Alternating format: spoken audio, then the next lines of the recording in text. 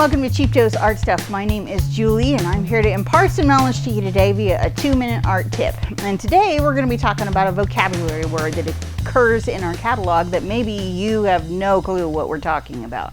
So I'm here to enlighten you and help you in your shopping experience. So in relation to some of our fixatives, what is a fixative? It's basically a spray. Sometimes it'll come in like a paint-on format, but rarely. But mostly a spray that you apply to seal the surface of like drawings that are generally delicate. So pastels, graphite, charcoal, those kinds of things that can be damaged just through touch and being jostled around and stuff.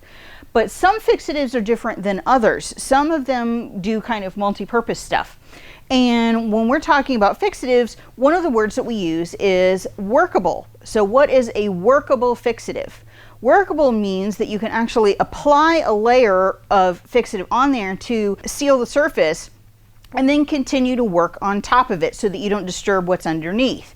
Now there are other fixatives that are just a final coat, like this one that I have here. That fixative means that you're completely done. You don't have any more to say about this piece. You're ready to close it up. And so that fixative would be a final that goes on, you let it dry, and then it's ready to frame and go from there. Workable fixatives can be used as a tool in order to build layers and allow you to keep working on a piece that may have some delicate fine work underneath. So they are kind of two different things and can be used in very, very different ways. So workable fixatives versus final fixatives are interesting little things that you need to explore. And if you haven't ever thought about them, that's what those words mean. So we're here to help.